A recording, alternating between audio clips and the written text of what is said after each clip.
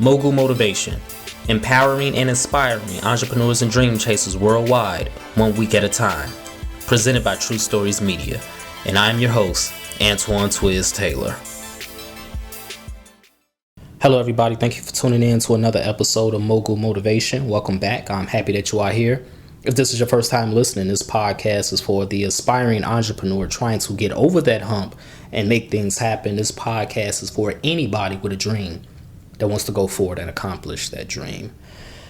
A couple weeks ago at Bible study for my church, my pastor said something that was extremely profound to me, and it blessed me. It wasn't something that the idea behind it isn't new, but the way he phrased it just hit me like a ton of bricks. And I'm going to share that with you all today. He said that we have to be careful with what we say because our words will create worlds.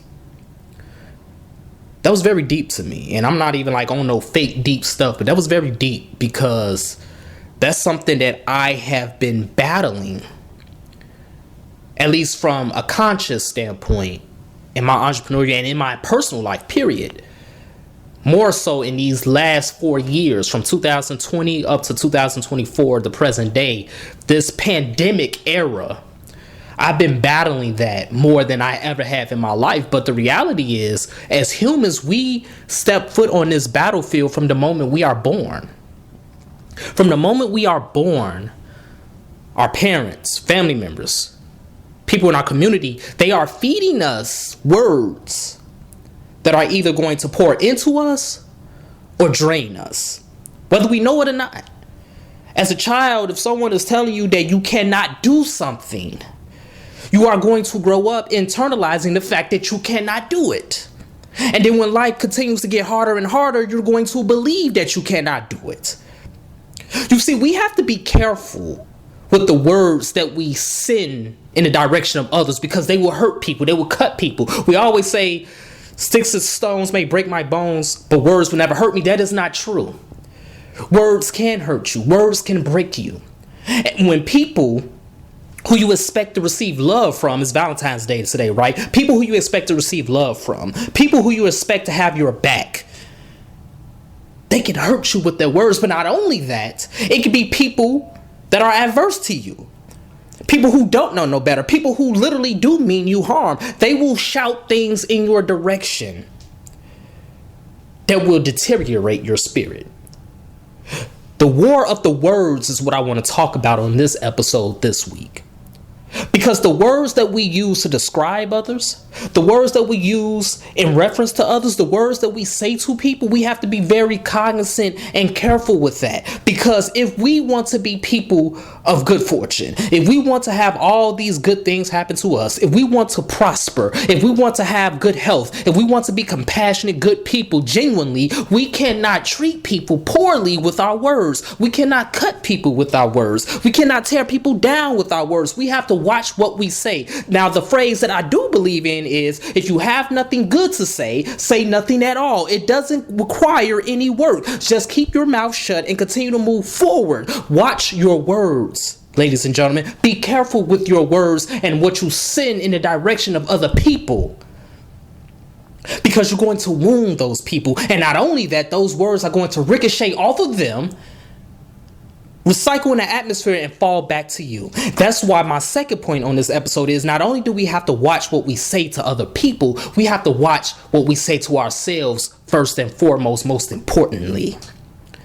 Because when we say cruel things, when we say adverse things, when we say negative things, when we say things that's going to drain somebody else, like I said, those words are going to ricochet and reflect and recycle back onto us, and they're going to reinforce the negative things that we say about us. We have been on this battlefield from the moment we have been born, ladies and gentlemen. The moment we have been born, we entered a world where we have to watch what we say. We entered a world where words have so much power, it can literally shape the atmosphere and the world that you live in. You have to tell yourself yourself, no matter what is going on in your life, no matter how hard things are going in your life, despite all of the words that people sent at you, all those missiles that have wounded you in your past, you have to reinforce yourself, and you have to tell yourself that things will get better, that I will get this deposit, I will secure this contract, I will book more customers, I will book more clients, I will have better health, I will lose weight, I will be better in my love life, I will accomplish everything that I set out to achieve. You have to tell yourself words that will reinforce you